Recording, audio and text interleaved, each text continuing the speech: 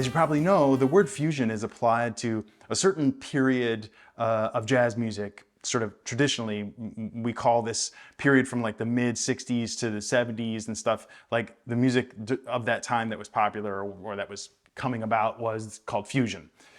Labels are inaccurate. Jazz music from the beginning was a fusion of different styles, and that is no different in the tune we're looking at today, which is called the Sidewinder. So let's take a closer look at Bob Cranshaw's bass line on this famous and great tune.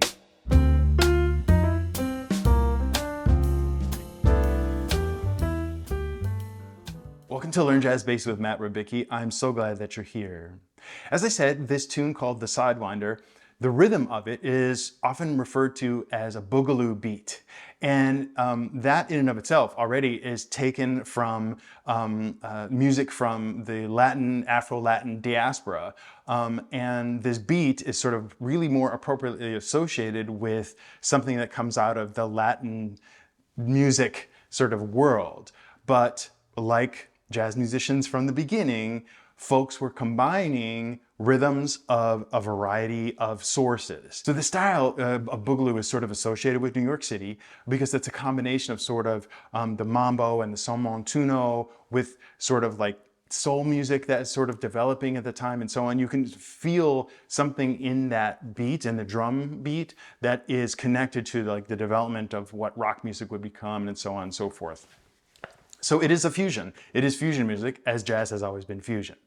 And because of the nature of the drum beat itself, and also, by the way, there are many kinds of beats that could be considered boogaloo, but this is a famous one for sure, a famous interpretation of what we call the boogaloo beat. Because of the busyness of that beat, there's so much happening in the drums, it makes sense that the bass would be a sort of foil to that. It would balance that out. So we have an essentially quite simple bass line.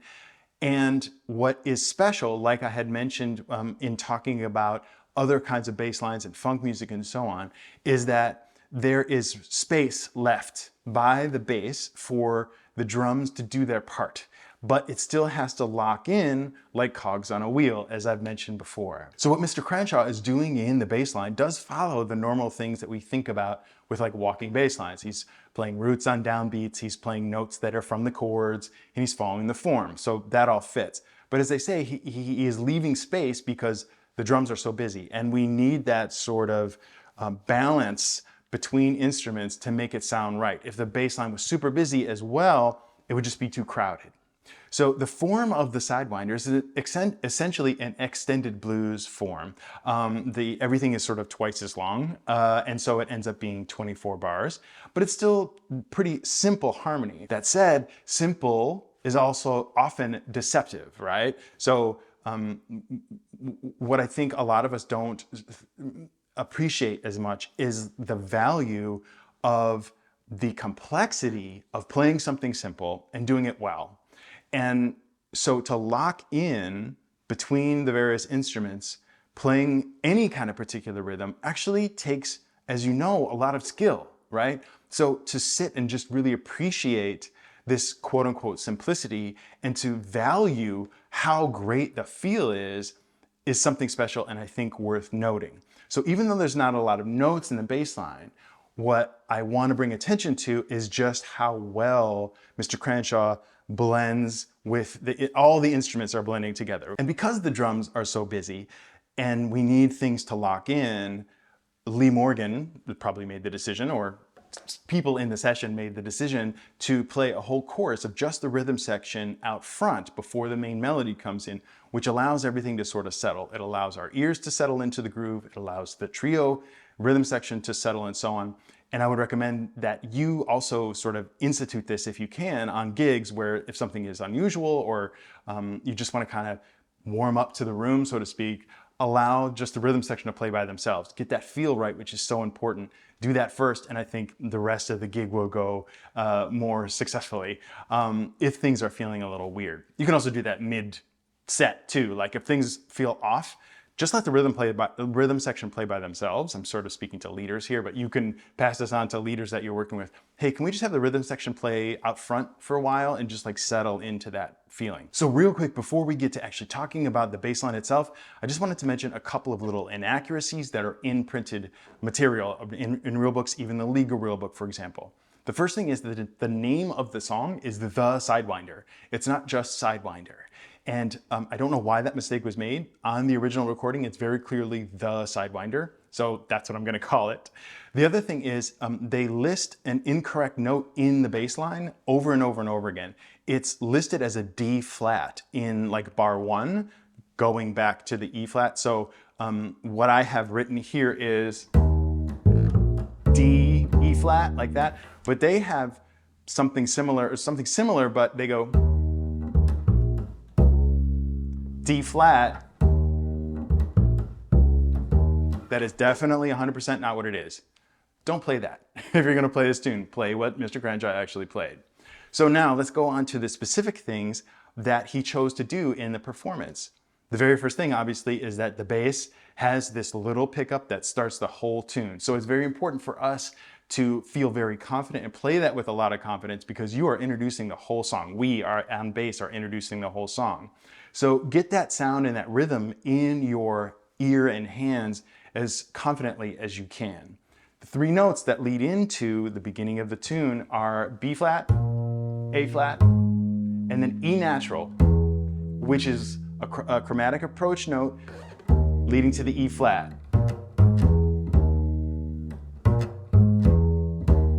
And what's neat is that just in those 3 notes, he's able to sort of declare the sound of the harmony almost in just 3 notes, because implication in these 3 notes is that it would be a B flat 7 chord, like the 5-7, a dominant chord leading to the 1 chord, which would be the E flat 7. So if that is the case, if he is implying a dominant chord, B flat 7, he's playing the root, B flat, the flat 7, one of the color notes and important notes, defining notes of the dominant chord. So B flat, A flat, and then a chromatic E natural, like that. And that kind of intervallic movement sort of sounds a little bit like the blues, if you played a B flat blues, for sure, like.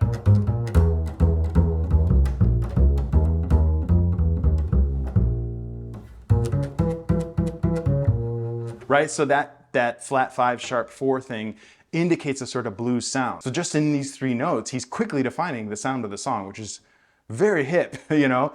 And again, this is a big responsibility for us to make sure you play it confidently. The rhythm is, it starts on the and of 2. The first 2 notes are pretty short. Beat 4 is sort of long. So 1 and 2. That's quite long. So it's almost as if the E natural is really the landing point of that pickup. But of course the E flat starting the form and starting the tune is also very, very important. Right? So hopefully that makes sense as I've just described it. So I want to bring your attention to the very first measure, where he is playing something that I have written out in the PDF that I hear as being accurate, what I wrote, but it's sort of so subtle that it's almost swallowed, and it's not like critical that you play it or that it is part of the line. However, as you know, I'm interested in sharing with you exactly what was played. So he is playing an A natural as a pickup to beat 3 in bar 1. So it would be like bar 1 would be 1 and 2 and 3 and 4 and 1 and 2 and 3 and 4 and 1, 2 and I'm just repeating it, and 1 and 2 and 3 and 4. The thing is, not only does he not do that all the time, but it's so fast on the recording, it's hard to hear, it's almost swallowed, as I said, and it's not like critical that you play that necessarily, especially because he doesn't usually play that, or he doesn't play it all the time, I should say. But I think it's important to note when there are these little subtle differences, because that also adds to the variety of the line. So even though we may not consciously pick up on it, when there are these little subtle differences, it's gonna give a sense of like life to the line itself. So the core of the ostinato figure generally is 1 and 2, and then on the end of 2 is some kind of eighth note. And then we play the downbeats on 3, and then sometimes a downbeat on 4, and sometimes the and of 4, which is also fun for variety. But so measure 2, for example, and 3, and 4, and 5. Keep going. Now here's a change. You see what I mean? He changed just that little rhythm there, makes a big difference. He's playing these leading little eighth note lines, generally speaking, and this is the musical thing to do, at the end of 4-bar phrases, and especially when the chord is changing. So he is giving a little bit of information that, hey, the chord is about to change when he gets more busy. So if we take the second system from the top, for the second staff from the top, for example, 1, 2, 3, 4, 1 and 2. 1 and 2. Right? It's going to the 4 chord, that A flat 7. That extra activity there, subtly, or sometimes not so subtly, says something is happening. And that is definitely a strong musical choice all the time. Don't forget as well that you are left with a strong musical choice at the end of this intro, where we play that opening little pickup riff. Again, you've got to play it by yourself. And because there is stop time before it, you have to keep a strong sense of time with nothing else playing. So playing the very last line on page 1, 1, 2, 3, 4, 1. 2, 3, 4, 1, 2. You see what I mean? You really got to feel that because nothing is playing. Everything is ringing out. That is an important moment. You have to maintain a relaxed intensity there to come in with the right rhythm at the right time, because you are introducing the moment when the horns enter, which is to actually play the melody. So that's an important moment for sure. So in the bass line to the beginning of the head itself and during the head itself, he is playing things that are slightly closer to the actual harmony of the song. The intro part was a little bit more open. He didn't really define every single chord as much as he begins to here and later. It's not getting crazy, but he's just being a little bit more particular about this chord is happening here and so on and so forth. For example, if we look at the last 12 bars of the 24-bar tunes, the last half of the tune, I'll taking it from the transcription, I'll play it for you. 1, 2, 3, 4.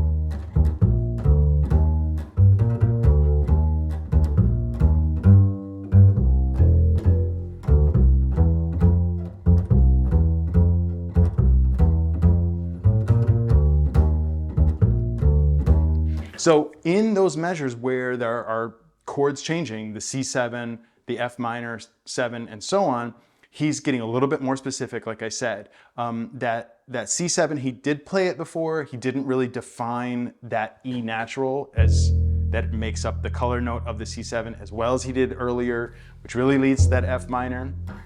So that is a little bit different. He also gives more time to playing a B flat in the measure where there is a B flat 7 at the end of that phrase.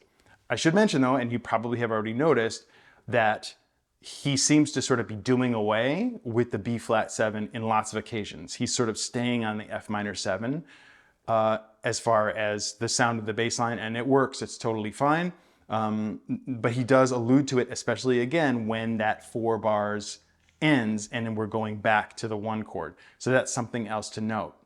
And then, as you can see on the 3rd page, there is places where there's a little bit more rhythmic variety, and that's going to happen a bunch more times in the tune itself. So I really suggest you actually listen to the song itself. Please listen a lot to the song itself, because all these little subtleties help make this line special in something that could be considered very, very simple. So the main ostinato, the main bass line, pretty much lives here as far as fingering in the semandal half position, pretty much lives right there. And that's sort of helpful for those of us that are beginning our upright bass journey. And for those of you that might also be beginning your notation reading journey, this is a really good exercise because of those little changes. It makes you, really pay attention. For those that want tab, that's included as well. But I just wanted to allow you to feel like you'll be safe. Generally, if you just stay in this area, you can pretty much reach everything that he's playing for these specific pages, for example. And for most of the tune, I think he tends to live generally here. It's what the song calls for, and that's what we're always trying to do, right? Provide something that is interesting, that fits the song, and of course, as I mentioned at the beginning, that fits the rhythm too. So we're allowing for that space for the active drums. I hope that this was helpful and fun to take a little bit of a closer look at this very cool bass line. And do remember to think about the rhythm in this and think about the great quality of being able to play this kind of rhythm well. As always, thanks for joining me. Please like, subscribe, look for a free PDF below, and remember, straight ahead and strive for tone.